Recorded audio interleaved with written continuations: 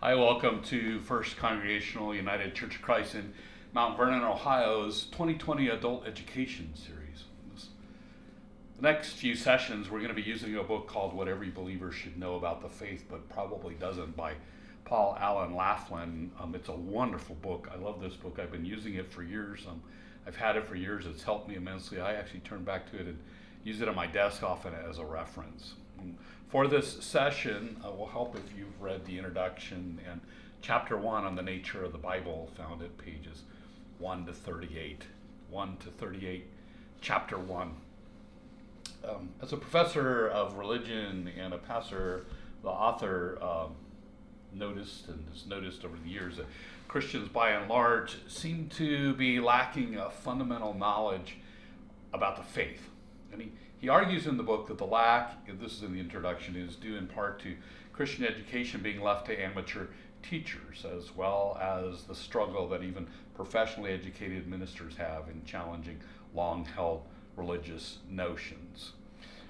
Professor Laughlin notes that when serious study of Christianity is undertaken by Christians, many are eager to learn more in depth and through discussions, and they discover that many have harboring questions for years and have doubts, and they're surprised to learn such questions and doubts are not sinful, but have in fact troubled professional theologians for centuries.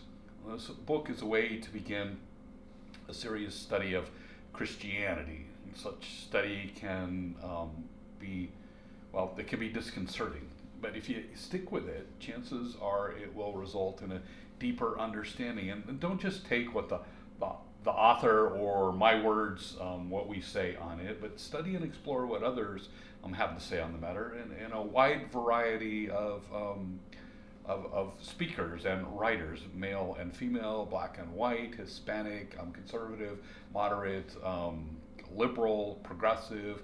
There's a wide variety of folks writing on this topic and these topics, and go and find what speaks to you, how God is speaking to you through those words. I like this book a lot. It helped bring me back to church, and so I'm starting with it, and that's what we're studying and looking at today.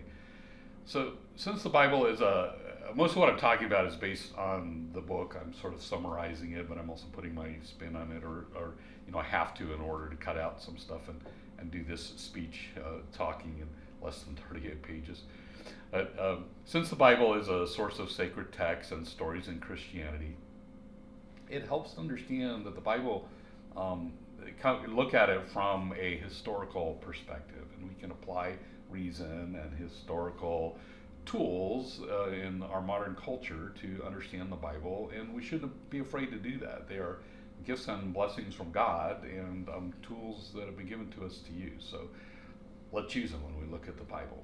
And the Bible, when we do that, we know it didn't fall from heaven fully formed in an instant. It wasn't just discovered in a baggie on the side of the road or in a forest or on a mountaintop. It instead is a collection of books with a wide variety of style and theologies from various times and circumstances that gradually came together over centuries through a process of discerning in the religion to Judaism in the Hebrew scriptures and Christianity with the New Testament. Well, so the Bible it's an anthology, and because of the times that it was written and the cultures it was written, it's an anthology of male points of view that often downplay women's roles, unfortunately, but you can still see women as powerful figures in the book when you look for it and know where to look. We're not going to get into that in this particular chapter. Due to the diverse writings and times and cultures, the book reflects actually inconsistencies, and some of that has to do with women because they were powerful figures and the stories still resonate, but by the time they got written down, they've been filtered through the patriarchy. I want to start with the New Testament just for a second. 3 of the New Testament Gospels have some consistencies because they appear to have used common sources in their development. Mark is assumed to have been written first and was used by the authors Matthew and Luke as a place to borrow and embellish stories, kind of like a pastor would do to do sermons that fit their particular community. It's also believed that the authors of Matthew and Luke use a second common source that is called Q. Authors of Matthew and Luke also use their own separate sources and experiences in their books. So you'll see those three sources in Matthew and Luke: Mark, Q, which stands for Quell, which means source in German, and then their own experiences. But none of these books, none of the Gospels, or any of the books in the Bible for that matter, state a claim that the book was written by God. And professional theologians look at Bible texts in depth and approach them by asking questions of the text to put it into context. Written by humans, and when was it written? And this is called higher criticism, not because it's negatively critical of the text, but because it reviews it. And so theologians come to the text asking questions of things like, who wrote it, when and where was it written, and what was going on then and there at the time it was written, and what sources influenced the writing. Has it looked like it's been edited? Who was it written for, and why? And that's how we can understand things like Mark and Q's influence on Matthew and Luke. We can actually see the commonality, Mark being reflected in the stories, but the commonality of Q also being reflected in Matthew and Luke. So we know there was this other source that we no longer have a copy of Q, except what can be found in Matthew and Luke. And it's very important to understand that the Old Testament has not been superseded by the New Testament, as that labeling suggests. It might be better to call the Old Testament the Hebrew Bible, or the Hebrew Scriptures, to avoid any disparagement. And the Hebrew Bible has a different look. Number and order of books differ depending on the religion and the denominations even. The Hebrew Bible is typically, though, broken down into three different categories. The first is the Law, also known as Torah, or the Pentateuch. Pentateuch refers to 5 books. And it consists of those 5 books of the Bible: Genesis, Exodus, Leviticus, Numbers, and Deuteronomy. And although tradition has it that Moses wrote the Torah, those first 5 books, scholars believe that's not accurate, and that there are at least 4 different authors, editors, or sets of authors and editors that compiled the Torah. And Professor Laughlin does not go much into the detail on the writer of the Torah, but the theory is, and I'm going to go into it a little bit for you, around the time of David or Solomon's monarchy, Israel's oral tradition that was out there, or many parts of it, were written down by a person or persons that scholars have come to call J. And it comes from the first letter of the German name for the Yahweh, as because the author J refers to God as Yahweh. And J is thought to have reshaped the stories to reflect the context J was living in, and consequently leaving pro-monarch and southern Israel fingerprints throughout the Pentateuch, and in the part that J is thought to have written. And in the process of doing that, J's got marks in there. And J's believed to be the first, and one of the marks is calling God Yahweh. And J's believed to be the first to put the confessional stories of Israel down in a written form. But near the time of J, another source that's called E for the Elohimus, because that author refers to God as Elohim. E is believed to have also written and reshaped early Israel's oral traditions, but in the context of living in the north in a divided monarchy. And when the north, Israel, fell in 722 BC, or BCE, before the Christian era, to the Assyrians, E's writings made it south to Judah, the southern portion of the monarchy, or the divided monarchy, and the E's writings were then incorporated into the writings with J to form J and E, which became one shared story between Judah and the remnants of Israel. And then shortly after the exile in 586, before the Christian era, the D for the Deuteronomic writers took the J and the E texts and then reshaped the JE traditions to form what's known as the JED text.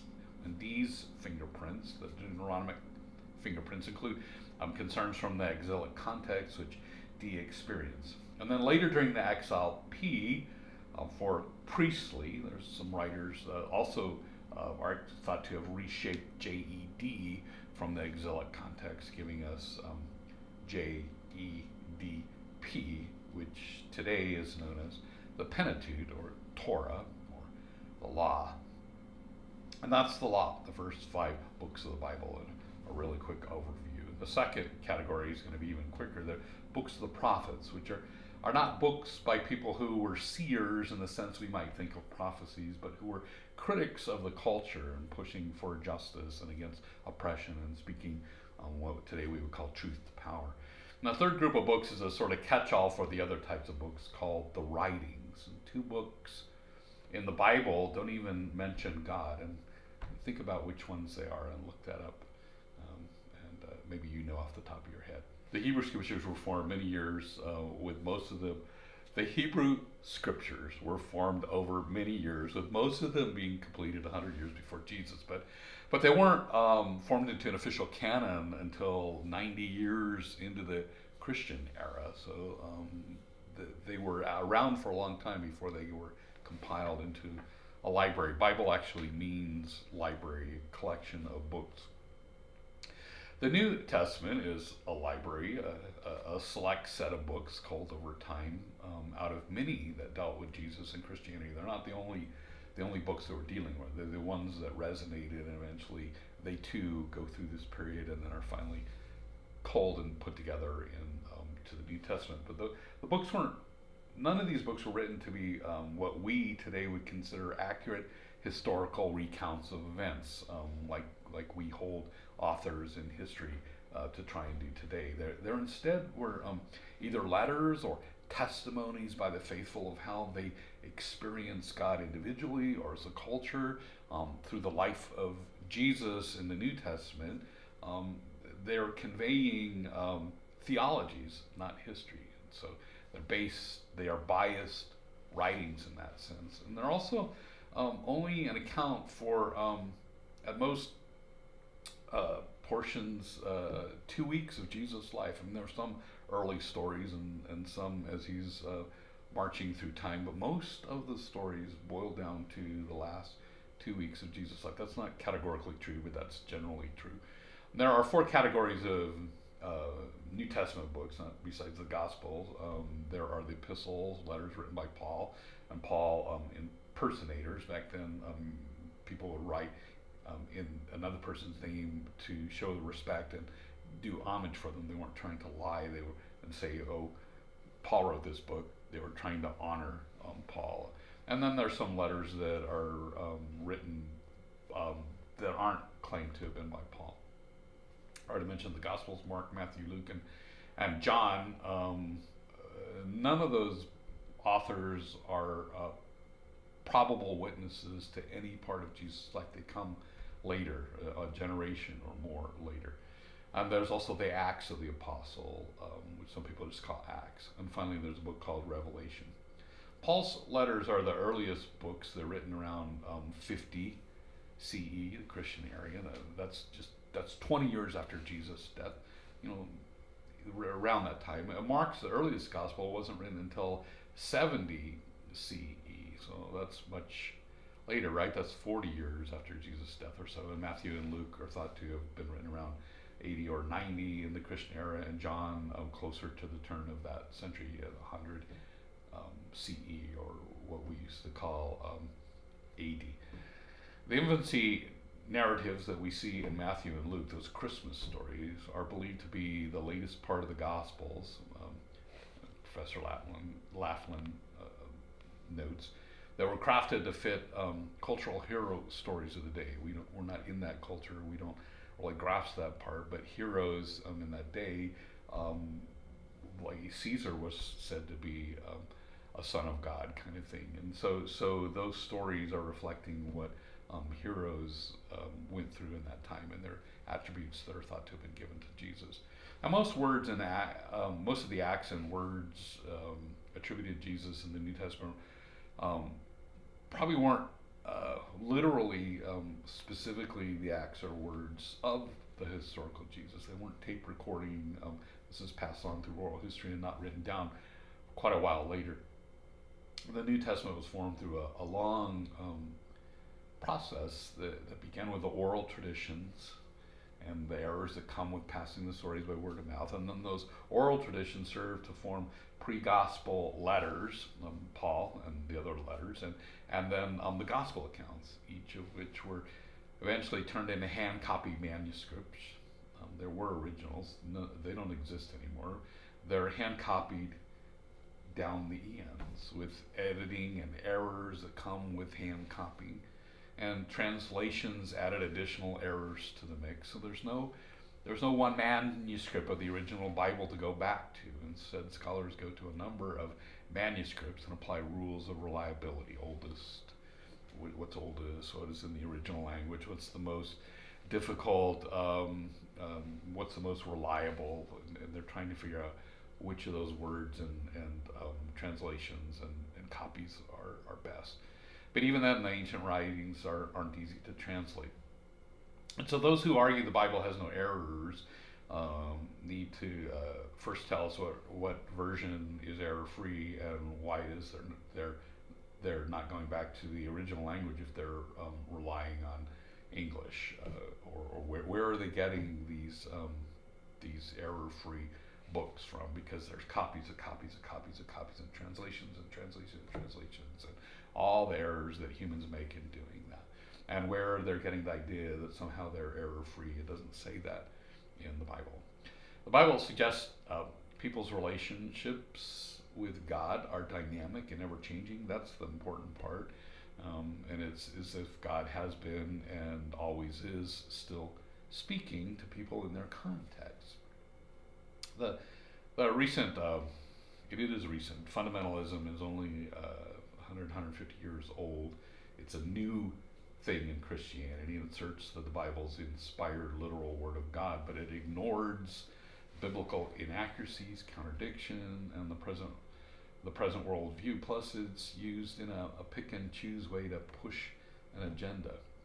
Progressive liberal Christians see the Bible as the Word of God brought to humanity through voices inspired by God or creation and senses of the sacred, but they're written and given to us by imperfect, flawed humans, and the Bible is seen to present truth in a figurative or metaphoric way.